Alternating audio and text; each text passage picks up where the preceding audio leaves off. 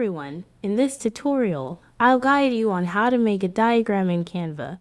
Let's begin. Open Canva and in the search bar, type diagram and hit enter. You'll see a variety of templates to choose from. Select a template that suits your project needs. Next, click on Customize this template to start editing. Customize the diagram according to your requirements. You can double-click on text to edit it. Click on colors to change them.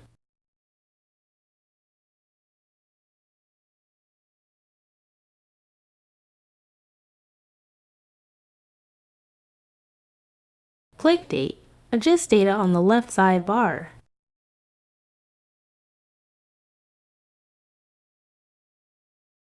And there you have it.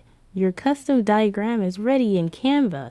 If you found this tutorial helpful, please give this video a like and subscribe for more tips. Thank you for watching.